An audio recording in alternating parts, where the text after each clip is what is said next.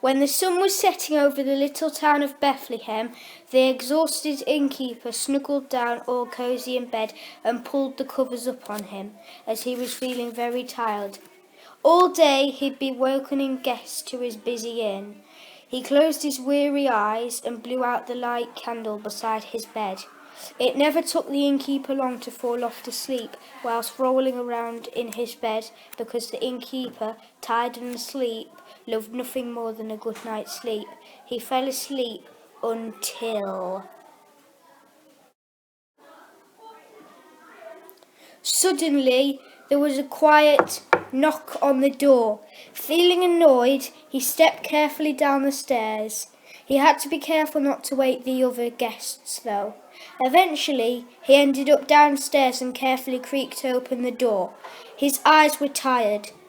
"Don't you understand?" the innkeeper boomed, yawning. "There's no room." "But we've been up all night travelling to Bethlehem. We're tired and hungry," Joseph, the man at the door, exclaimed and whimpered. Standing still, the innkeeper noticed the woman, Mary, was pregnant. He thought for a moment. "There's room round the back. Please sign the register, and here's 2 blankets. Goodbye now." They signed the register, and it said Mary and Joseph, so they strolled round the back whilst the innkeeper walked away. He slammed the door, charged up the stairs, and leapt into bed, and started to drop off. He closed his eyes and then fell off to sleep. Then a few minutes later, there was another knock on the door.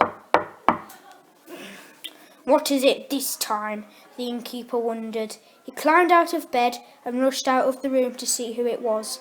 He slid down the stairs and opened the door. Politely stood in the doorway was Joseph.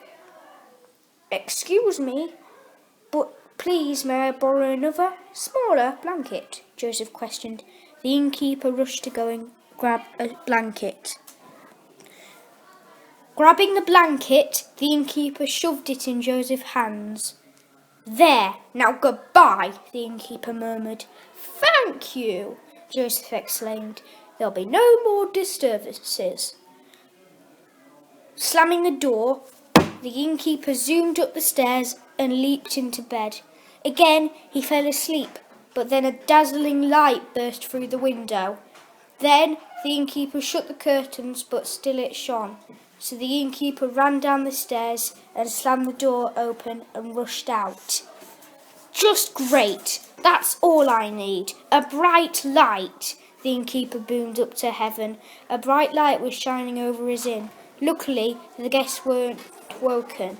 Rushing through the door, the innkeeper slammed it back and zipped up the stairs, drawing the curtains and leaping into bed. Then he went to sleep. Suddenly, another knock on the door appeared. Another! "How many?" the innkeeper murmured. Feeling raging, he leaped out of bed, stomped creakily down the stairs and slammed open the door. Stood in the doorway smiling, while the moonlight shone down, 3 shepherds stared at the innkeeper. Feeling livid, he tried to smile and moodily exclaimed, "Do you know what time it is?" The innkeeper was puzzled. "Who are you anyway?" "We're 3 shepherds," they replied. The innkeeper really knew what they were doing, but asked them anyway. "What's the matter? Lost your sheep?" "No, we'd never do that," they explained. "We've come to see Mary and Joseph." "Round the back," the innkeeper thundered. So they left the innkeeper and hopped round to the back where the stable was. In desperate need of sleep, the innkeeper slammed the door, charged up the stairs and snuggled into his bed, pulling the covers up. Eventually, a bright light woke him up.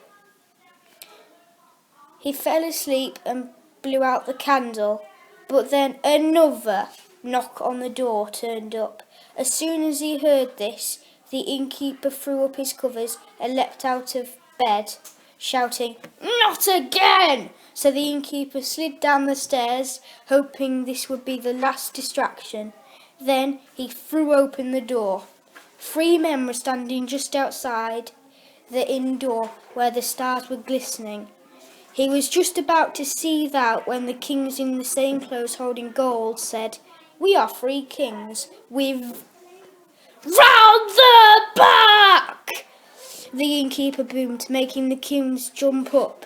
It was surprisingly strange the guests didn't wake up.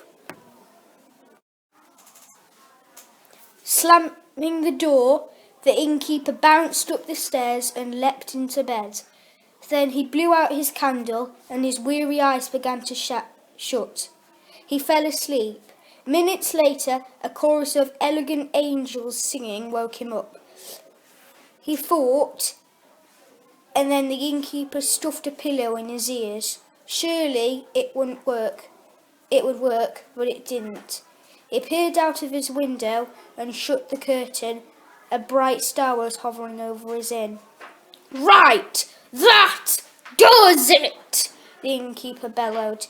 The innkeeper was seething now.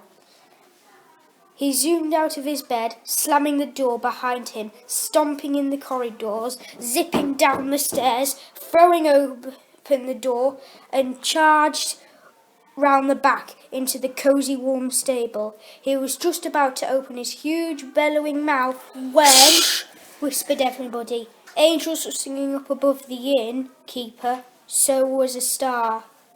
Something must be going on. "You'll wake the baby." "Baby?" cried the innkeeper. "Yes, the baby that's the Son of God has been born tonight in your stable." The innkeeper turned from seething to delighted. "Oh, isn't he lovely?" the innkeeper cried. In fact, he thought the baby was so special, he woke up all the guests by bouncing down the corridors bellowing, "Come and see the baby!" He made everyone come and see and made them angry too. They didn't feel like it at first, but they charged outside anyway into the cosy stable and peered into the manger where the baby lay. Everyone loved him and turned from seething to joyful as well. So nobody got much sleep that crazy night. Anyway, the King of the World being born doesn't happen every day.